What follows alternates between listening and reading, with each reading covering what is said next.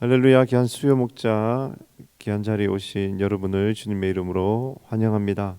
이 시간도 우리 귀한 말씀에 풍성한 은혜가 있을 줄로 믿습니다. 이 시간 찬양으로 먼저 우리의 마음을 하나님께 올려드리고 함께 모임을 가지도록 하겠습니다.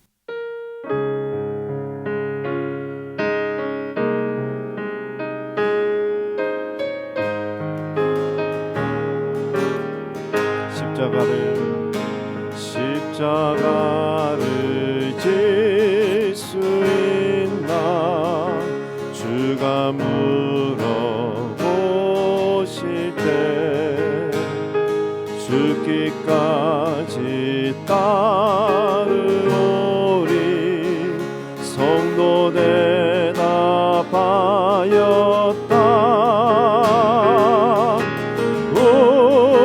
우리의 심령 주의 것이니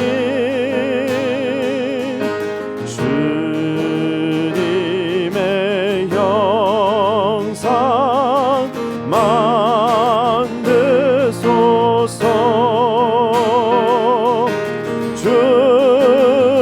주인도 따라 살아갈 동안 사랑과 충성을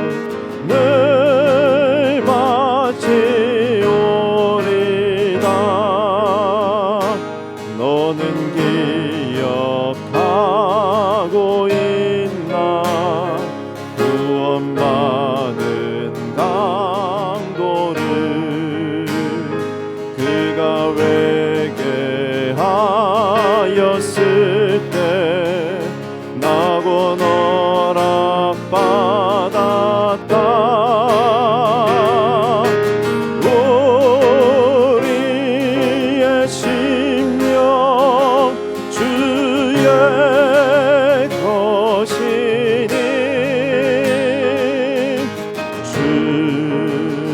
주님의 형상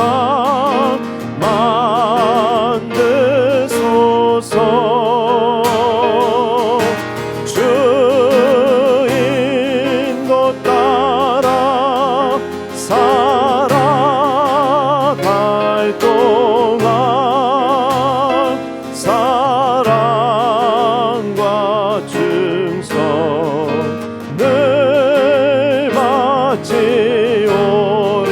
바치오리다.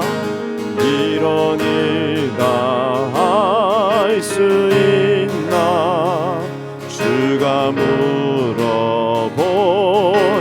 때 용감한 자 바울처럼 선뜻 대답하리라.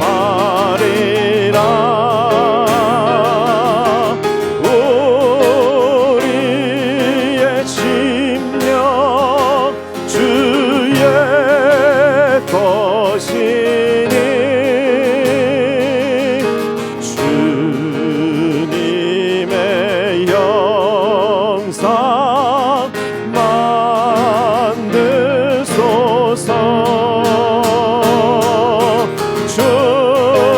주인도 따라 살아갈 동안 사랑과 충성을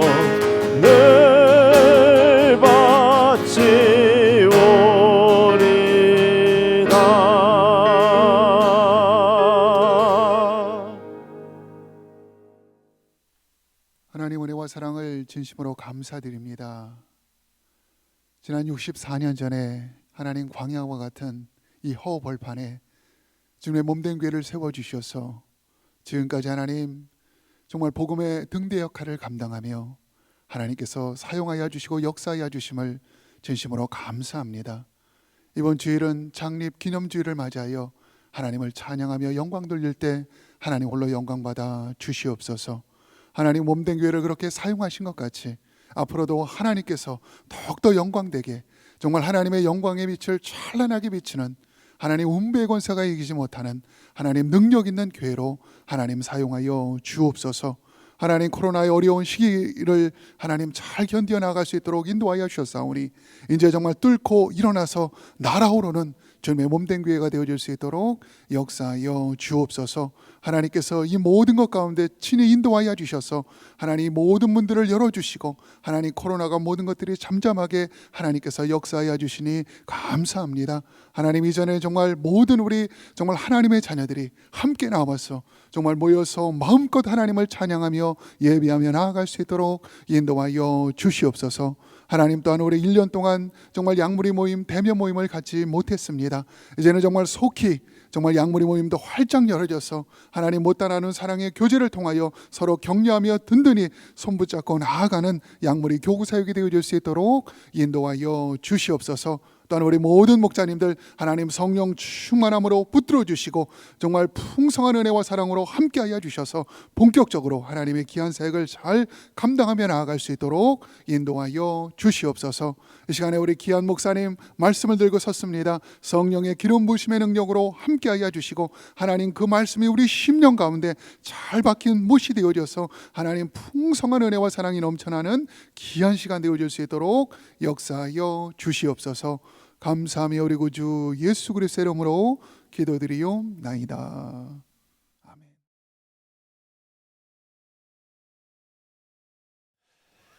할렐루야. 우리 귀한 목자님들 또 주 안에서 만나 뵙게 돼서 반갑습니다. 한 주간도 잘 지내신 줄 믿습니다. 벌써 3월이고 이제 봄이 느껴지는 계절인 것 같습니다. 여러분 가정과 삶의 터전 가운데도 또 많은 것들이 열려지는 축복이 있기를 바랍니다. 오늘은 호세아서 11장 1절에서 11절까지는 말씀을 우리 함께 보겠습니다. 호세아 11장 1절에서 11절, 제가 8절부터 11절까지만 읽도록 하겠습니다. 에브라임이여 내가 어찌 너를 놓겠느냐, 이스라엘이여 내가 어찌 너를 버리겠느냐, 내가 어찌 너를 아드마같이 놓겠느냐, 어찌 너를 스보임같이 두겠느냐. 내 마음이 내 속에서 돌이키어 나의 긍휼이 온전히 불붙듯 하도다. 내가 나의 맹렬한 진노를 나타내지 아니하며 내가 다시는 에브라임을 멸하지 아니하리니 이는 내가 하나님이요 사람이 아님이라. 내 가운데 있는 거룩한 이니 진노함으로 내게 임하지 아니하리라. 그들은 사자처럼 소리를 내시는 여호와를 따를 것이라. 여호와께서 소리를 내시면 자손들이 서쪽에서부터 떨며 오되 그들은 애굽에서부터 새같이 아수르에서부터 비둘기같이 떨며 오리니 내가 그들을 그들의 집에 머물게 하리라. 나 여호와의 말이니라. 아멘. 그러나 하나님은 다릅니다. 이런 제목으로 제가 말씀을 준비했습니다. 하나님은 우리 인간과 다른 분이시죠. 저는 그 사실이 참 감사합니다. 만약 하나님이 우리처럼 변덕스러우시다면 우리가 어떻게 하나님을 신뢰할 수 있겠습니까? 만약 하나님이 우리처럼 무능력하시다면 우리가 어떻게 그분을 의지할 수가 있겠습니까? 하나님이 속이 좁고 계산적이시라면 우리가 어떻게 관계를 맺어갈 수가 있겠어요? 이런 면에서 하나님이 우리와 다르다는 사실은 굉장한 축복이죠. 다르기 때문에 우리를 구원하실 수가 있고 우리를 안으실 수가 있는 것입니다. 그래서 이사야 55장 8절과 9절을 보시게 되면 이사야는 하나님의 생각도 다르고 길도 다르다 그렇게 말씀을 하고 있습니다. 이는 내 생각이 너희 생각과 다르며 내 길은 너희 길과 다름이니라. 여호와의 말씀이니라. 이는 하늘이 땅보다 높음같이 내 길은 너희의 길보다 높으며 내 생각은 너희 생각보다 높다고 했어요.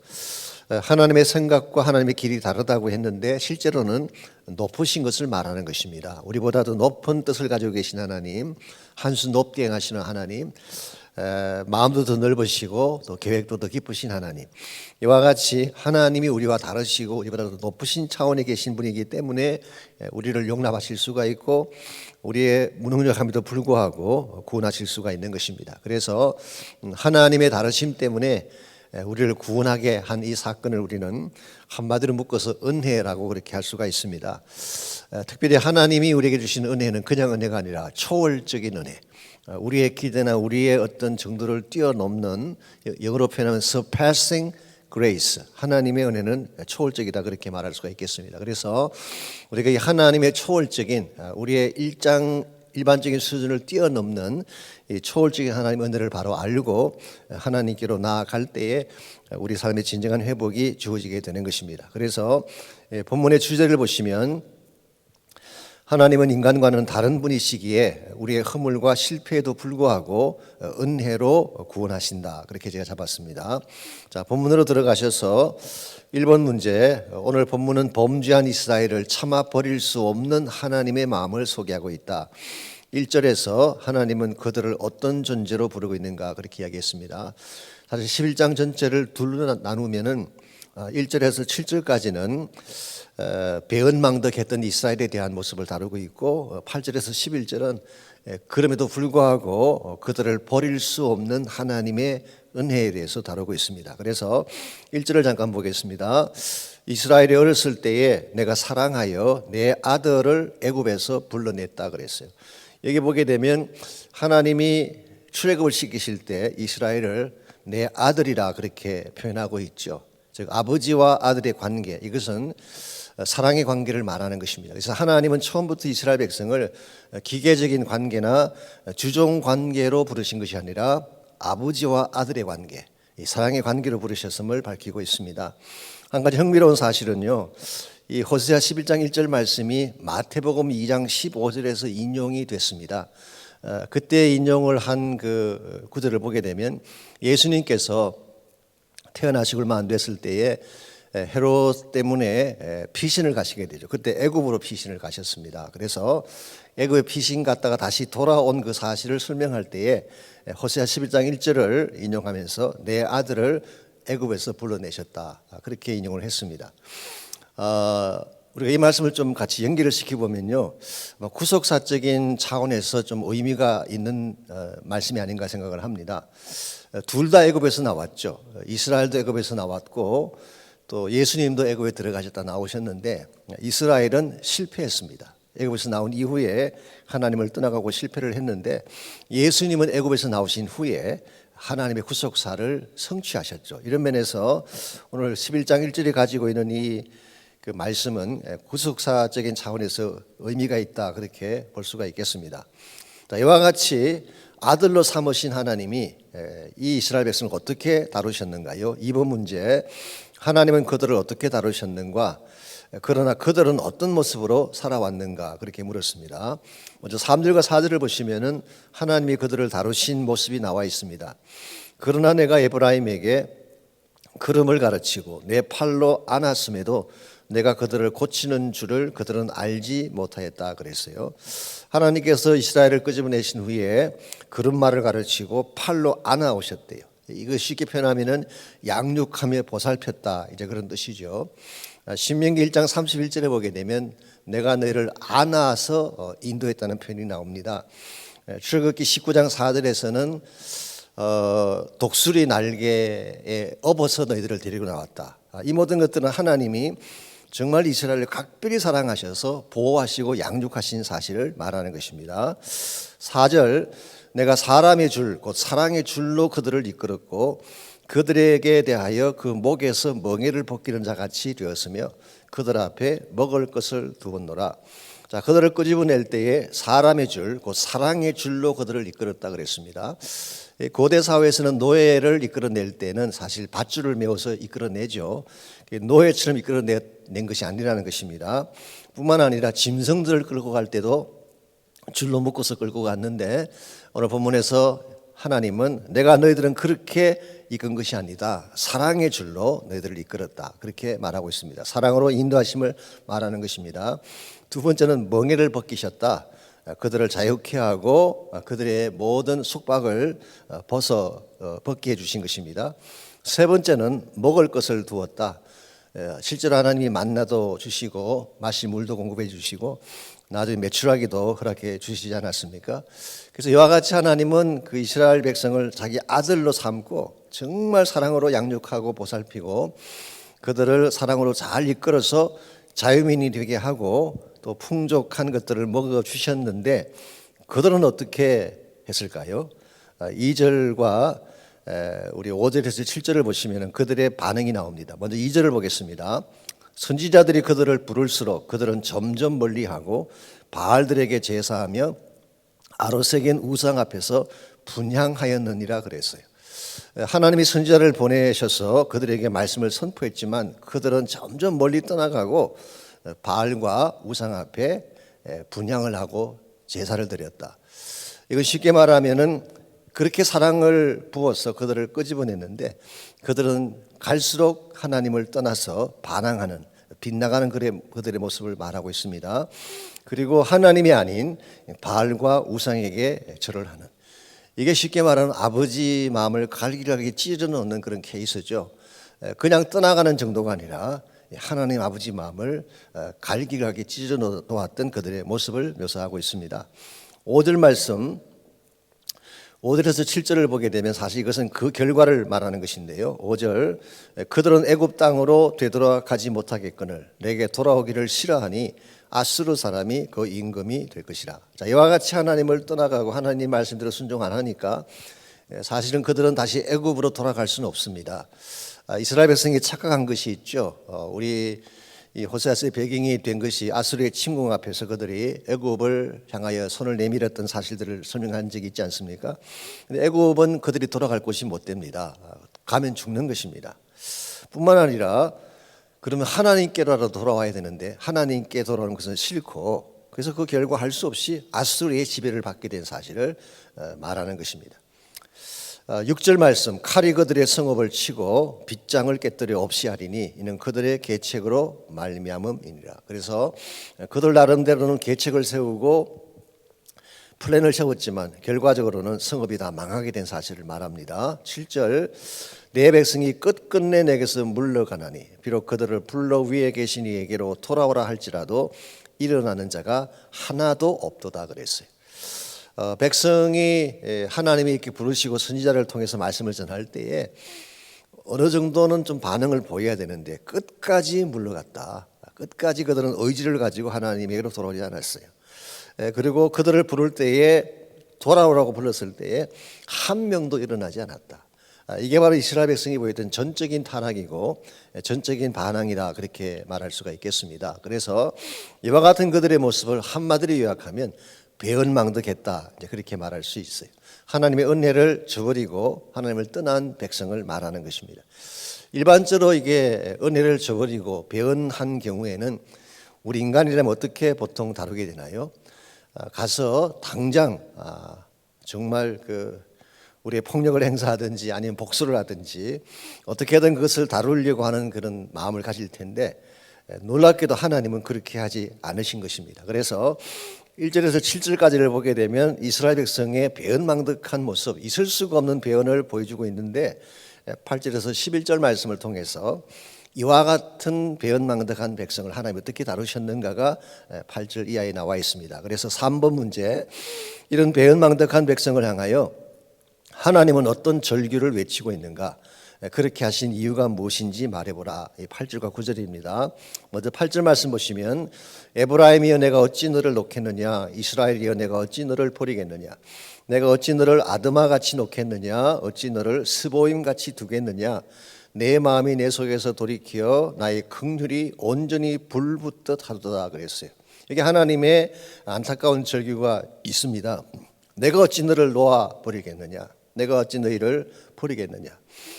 그들은 배언을 했고 하나님을 떠나갔지만 참아 버릴 수 없어서 절규하신 하나님의 심정이 여기 잘 나와 있죠.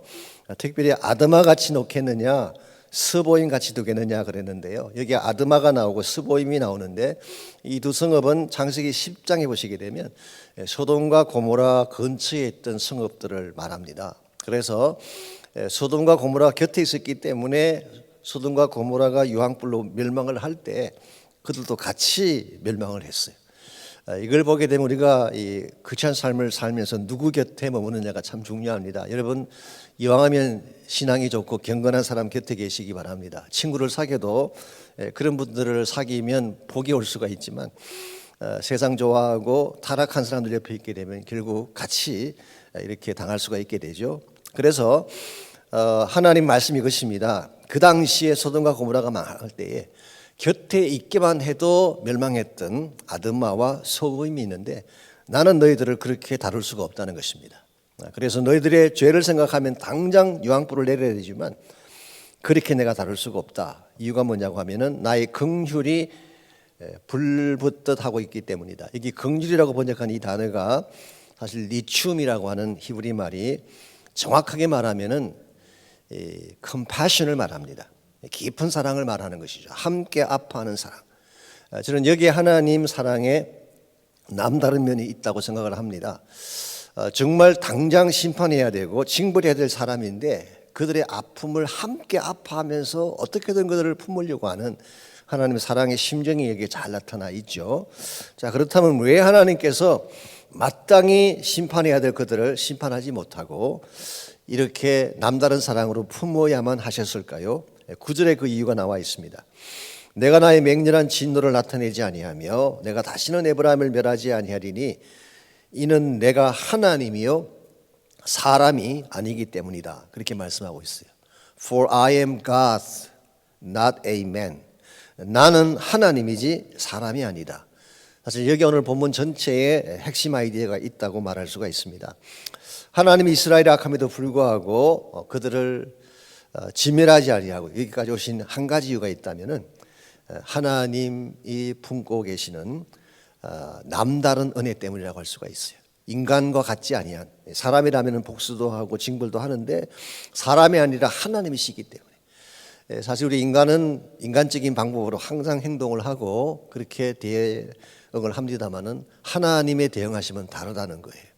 우리의 죄악과 우리 악함에도 불구하고 컴패션으로 긍휼하심으로 우리를 다뤄주시고 우리를 구원해 주시고 마땅히 진멸해야 될 자를 진멸하지 않는 이유는 바로 하나님의 깊은 사랑과 은혜 때문이다. 이제 그렇게 표현할 수가 있겠습니다. 에베소서 2장 3절에서 5절까지를 보시면 사도 바울은 이 사실을 이렇게 설명하고 있습니다. 에베소서 2장 3절에서 5절입니다. 전에는 우리도 다 그 가운데서 우리 육체의 욕심을 따라 지내며 육체와 마음에 원하는 것을 하여 다른 이들과 같이 본질상 진노의 자녀이었더니, 그러니까 여러분과 저는 본질적으로 악한 자들이고 본질적으로 하나님의 진노를 받아야 마땅한 사람들이었다는 것입니다. 그런데 4절 긍휼이 풍성하신 하나님이 우리를 사랑하신 그 큰 사랑으로 인하여 허물로 죽은 우리를 그리스도와 함께 살리셨고 너희는 은혜로 구원을 받은 것이라 그랬어요. 마땅히 진노의 대상이기 때문에 진멸시켜야 마땅한데 긍휼이 풍성하신 그 하나님이 그 큰 사랑 때문에 우리를 죄에서 건져내어 주신 것, 이것을 바울은 은혜라고 그렇게 표현하고 있습니다. 사실 이것이 오늘 호세아서 11장의 핵심이라고 말할 수가 있고 사람이 아닌 하나님, 우리와는 다른 하나님이시기 때문에 우리를 용납하고 끝까지 견뎌서 구원시키시는 하나님인 것을 알 수가 있습니다. 4번 문제, 때가 되면 하나님이 그들을 부르시겠다고 했다. 10절을 읽고 이것이 의미하는 바를 나누어 보라 그랬습니다. 하나님은 우리 인간이 아니시기 때문에 말할 수 없는 탄식으로 우리를 사랑하실 뿐만 아니라 10절 말씀 보게 되면 하나님은 소리를 내어서 자기의 그 자손들을 부르신다는 사실을 10절이 소개하고 있습니다. 그들은 사자처럼 소리를 내시는 여호와를 따를 것이라 여호와께서 소리를 내시면 자손들이 서쪽에서부터 떨며 올 것이라고 했어요. 여기 사자처럼이라고 하는 것은 굉장히 큰 소리를 말하는 roaring like lion, 사자의 소리처럼 하나님이 장엄한 소리를 내시는 것입니다. 하나님의 장엄한 소리가 퍼지게 되면 자손들이 서쪽에서부터 떨며 돌아온다고 오늘 성경은 밝히고 있습니다. 여기서 말하는 하나님의 소리가 무엇을 말할까요?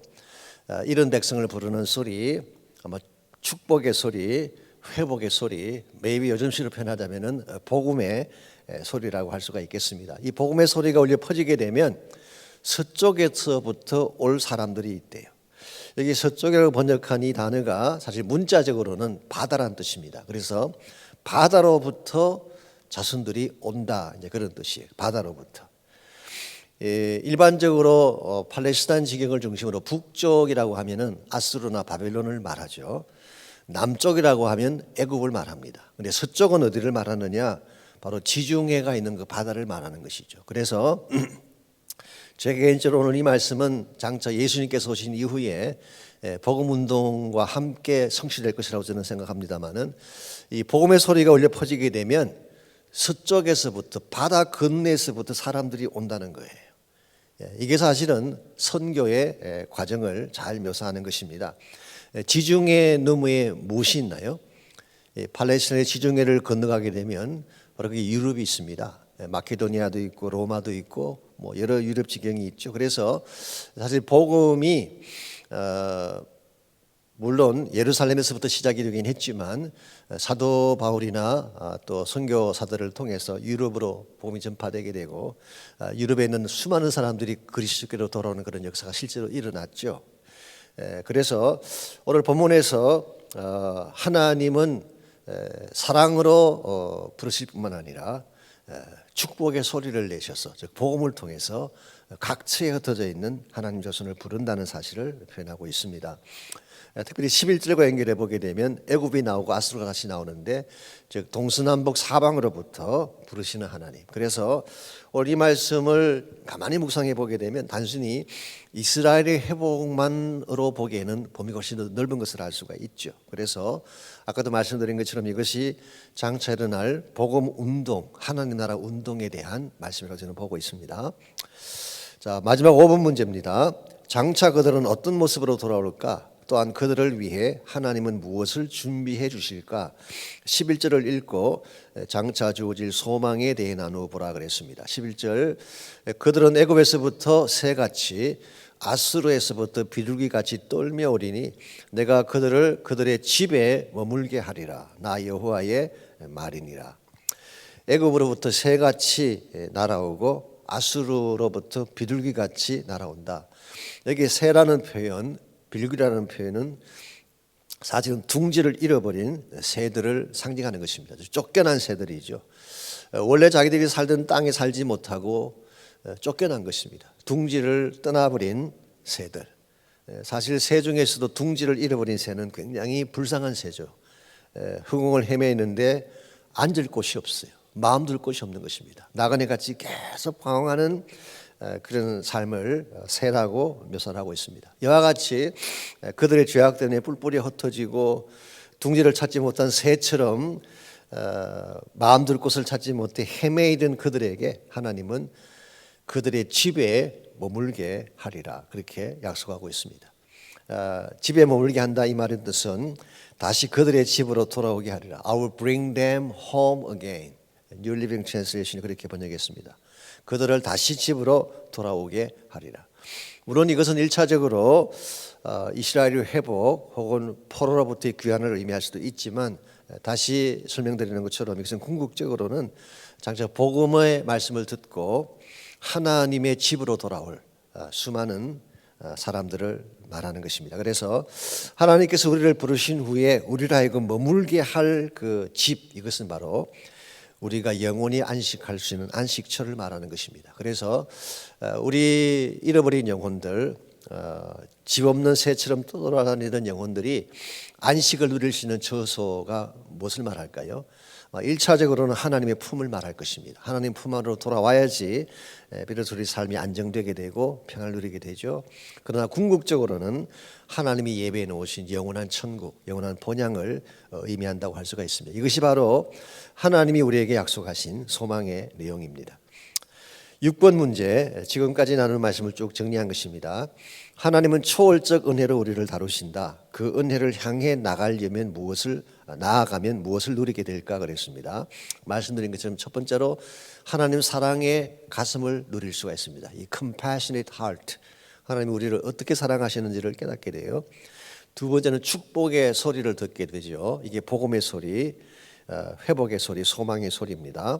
그리고 세 번째로 참된 안식처를 누리게 된다. 우리 마음의 안식처, 또 우리의 궁극적인 안식처인 천국을 누리게 될 것을 말하는 것입니다. 그래서 이와 같은 것이 초월적 하나님의 은혜이고, 이 은혜에 우리가 바르게 응답할 때에 우리가 누릴 수 있는 복이라고 할 수가 있겠습니다. 그래서 오늘 주일날 하나님은 다르다, 인간과는 다른 하나님에 대해서 하나님만이 가지고 계시는 독특한 은혜와 사랑에 대해서 제가 말씀을 준비하려고 합니다. 적용과 나눈 파트 보겠습니다. 1번 문제, 하나님은 우리 인간과 다르시다. 하나님의 속성 중 어떤 면이 우리와 가장 많이 다르다고 생각하는가라고 물었습니다.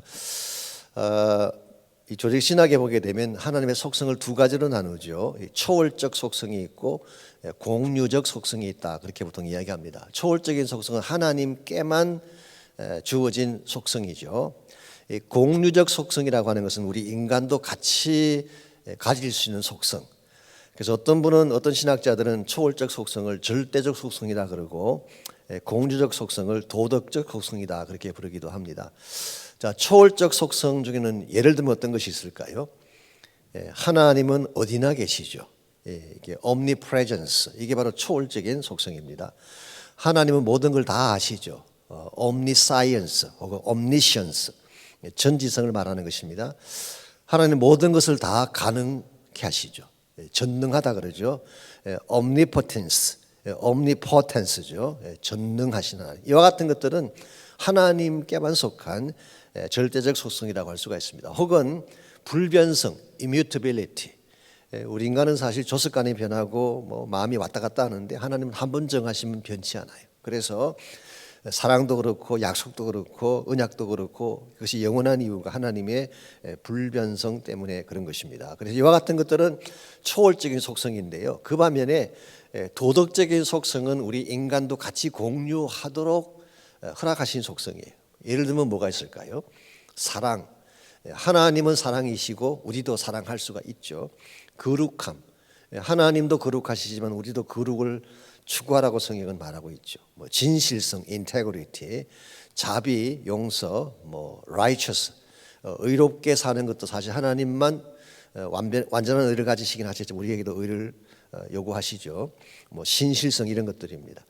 그래서 여러분께서 나누실 때에 하나님이 가지신 도덕적 속성 가운데서 나와 가장 다른 점을 한번 나눠보시면 좋겠어요. 어떤 면이 가장 다른가요? 용서에 있어서 우리와 다를 수가 있죠. 우리는 용서한다는 게 굉장히 제한적이고 힘듭니다. 하나님은 진짜 악한 죄인까지 용서하시잖아요. 신실하심에 대해서도 나눌 수가 있습니다. 우리는 신실하지가 못해요. 조석간에 변하고 환경 따라 변하는 것이 우리인데 하나님은 그렇지가 않죠. 혹은 진실성에 대해서도 다룰 수가 있겠습니다. 우리는 진실하지 못할 때가 많잖아요. 그래서 하나님이 가지신 속성 중에 가장 우리와는 다르지만 소중한 속성이 있다면 그걸 좀 나누시면 좋겠습니다. 2번 문제, 배은망덕의 죄는 사람의 마음을 아프게 한다. 당신은 누군가에게서 그런 아픔을 경험해 본 적이 있는가? 그런 경우 당신은 주로 어떻게 반응하는가 그랬어요. 여러분 가운데도 그런 경험이 있을 것입니다. 진짜 사랑하고 마음을 주었는데 배신하고 떠난 케이스들이 있죠. 이럴 경우에 참 용서가 쉽지 않습니다. 혹시 여러분 가운데 그런 경험이 있다면 여러분은 어떻게 주로 반응을 하셨나요? 한 세 가지 옵션이 있는데요. 첫 번째 옵션이 그냥 삼키고 지나가는 것입니다. 나에게 상처를 주었지만 내가 그냥 속으로 삼키고 지나가는 것이죠. 이럴 경우는 굉장한 인내가 필요하고 이걸 너무 많이 하시면 병이 납니다. 내 안에 계속 품게 되면 병이 생기게 되죠. 그래서 두 번째 방법은 복수하는 겁니다. 나의 행한 그대로 가서 나도 좀 복수하는 것이죠. 말도 그렇게 하고 악하게 할 수가 있죠. 근데 복수는 하고 나면 우리 마음이 좀 불편해요. 복수할 때 시원한 것 같지만 절대 시원하지 않습니다. 복수를 하고 나면 마음이 더 불편합니다. 그래서 세 번째는 기도하는 것입니다. 용서의 마음을 달라고 기도하는 것이죠. 그래서 여러분께서 한번 생각해 보시고 혹시 여러분에게 상처를 안겼던 그런 대상이 있다면 어떻게 이것을 우리가 소화시켜야 되나 그런 내용들을 나누시면 좋겠습니다. 3번 문제, 하나님은 인간과는 달리 우리의 배은망덕에도 불구하고 우리를 버리지 못하신다. 왜 그럴까? 이런 하나님 앞에 어떤 자세를 가져야 될까? 자, 왜 하나님은 우리의 배은망덕에도 불구하고 우리를 버리지 못하실까요? 말씀드린 것처럼 하나님의 사랑 때문이죠. 지극하신 긍휼하심 때문이죠. 아까 소개해드린 에베소서 2장 3절에서 5절을 다시 참고하시면 좋겠습니다. 이게 사실은 아버지 마음이에요. 누가복음 15장에 보시면은 그 둘째 아들이 집을 박차고 나갔을 때 상처를 많이 안기고 나갔잖아요, 아버지에게. 그러나 아버지는 기다리고 용서하셨잖아요. 이게 사실 아버지의 심정이고 하나님 사랑의 핵심이라고 말할 수가 있습니다. 이와 같이 우리의 실수와 배신망대에도 불구하고 하나님 우리를 받아주시고 사랑해 주셨는데, 이와 같은 하나님 앞에 우리는 어떤 자세로 살아야 될까요? 제가 목자 훈련할 때 늘 강조하는 내용입니다. 첫 번째 시간에 황송함으로 살아야 된다. 은혜를 당연시하는 것은 굉장히 위험한 것입니다. 그러니까 당연히 사랑받아야 되고 당연히 용서받아야 되고 당연히 이런 축복을 누려야 된다고 생각하는 것만큼 스포일된 마음이 없어요. 당연하지 않습니다. 나에게 주어진 사랑과 축복은 특별한 거예요. 그래서 항상 하나님의 사랑 앞에 황송해하고 어찌할 바를 몰라는 마음을 가져야지 바른 목자가 되고 사역자가 되는 것이죠. 그래서 여러분께서 이 하나님의 사랑을 진짜 안다면 어떤 자세로 살아야 될지를 나누시면 좋겠습니다. 4번 문제, 하나님은 오늘도 복된 소리로 사람들을 부르고 계신다. 아직도 그 소리를 듣지 못한 사람들이 있을까? 있다면 어떻게 해야 될까? 복된 소리는 물론 축복의 소리를 의미할 수도 있지만 사실은 구원의 소리, 복음의 소리를 말하는 것입니다. 그래서 오늘 본문에 나온 것처럼 이 복음의 소리가 퍼지게 되면 바다 건너편에서 많은 사람들이 올 거예요. 바다 건너편에 있는 사람들에게 복음을 전하고 그들을 그리스도로 인도하는 이 사역을 우리가 해외 선교라 그렇게 부르죠. 바다에서 오는 거니까, 건너에서 오는 거니까. 그 외에도 남과 북 사방에서 하나님께로 돌아올 자가 많이 있을 것입니다. 우리가 이 사실을 안다면 우리가 어떻게 해야 될까요? 복음을 전해야 되고 선교를 해야 되고 또 우리 자신이 선교사가 되어야 되는 것이죠. 5번 문제, 둥지를 잃어버린 새의 삶은 어떠할까? 당신은 자신의 마음을 둘 안식처를 찾았는가? 참된 평안과 소망을 안겨줄 안식처에 대해서 나눠보라 그랬습니다. 둥지를 잃어버린 새의 삶 어떨까요? 첫째는 갈 곳이 없습니다. 둥지가 없으니까 돌아갈 집이 없는 거예요. 두 번째는 쉼이 없어요. 아무리 날개짓을 하고 날아가도 쉴 곳이 없어요. 세 번째는 결국 절망과 두려움 가운데 살 수밖에 없는, 이게 바로 둥지를 잃어버린 새의 삶이라고 할 수가 있습니다. 그래서 오늘날 사실 우리 주변에 보게 되면 둥지를 잃은 새들이 많이 있어요. 본인 나름대로는 뭐 잘 산다 잘 먹는다 그럴지 모르지만 실제로 그 심령을 보게 되면 갈 바를 알지 못하고 쉼이 없고 절망과 두려움에 꽉 잡혀서 둥지 없는 새처럼 달려가는 사람들이 많죠. 그들에게 필요한 것이 뭘까요? 참된 안식처예요. 마음의 안식처. 그래서 참된 마음의 안식처는 두 가지 차원에서 말씀드렸습니다. 첫째는 하나님 품 안이 진정한 안식처죠. 그래서 우리가 예수님을 나의 구원자로 영접하는 순간 하나님 품 안으로 들어가게 되죠. 이게 사실 구원 사건이고 그때부터 진정한 안식과 평안이 시작되는 것입니다.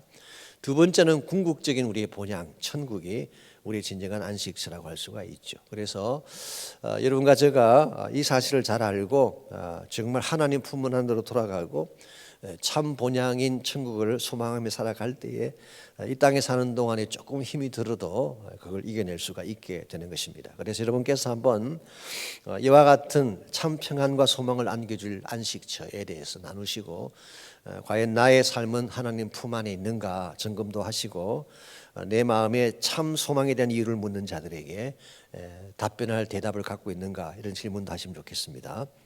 기도 제목 첫 번째는 초월적인 하나님의 은혜를 붙들게 하십시오. 사실 초월이라는 말 자체가 넘어선다는 뜻이잖아요. 지금 팬데믹이랑 불경기랑 많은 문제들이 있는데 이걸 넘어서게 하는 것이 하나님의 은혜예요. 그래서 초월적인 하나님의 은혜를 붙들게 하십시오. 두 번째 기도 제목, 예배와 약물이 사역의 재개를 위해서 기도하라 그랬습니다. 차츰차츰 이제 예배도 열려야 될 것 같고 약물이 모임도 열려야 될 것 같습니다.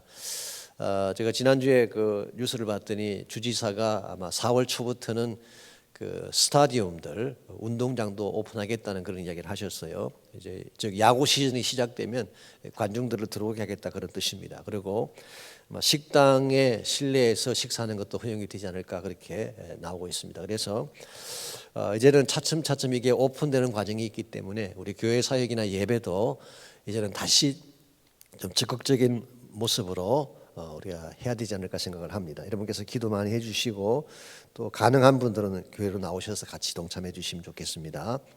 세 번째로 연약한 지체를 위한 기도. 1년 동안 우리가 불경기와 팬데믹에 시달리다 보니까 힘든 분들이 많이 계시고 또 실제로 몸이 연약한 또 질병 가운데 계시는 분들도 여러분 계십니다. 여러분께서 기도해 주시고 중보해 주시기를 바랍니다. 또 한 주간 여러분 주 안에서 승리하시기 바랍니다. 제가 기도하고 마치겠습니다. 하나님 감사합니다.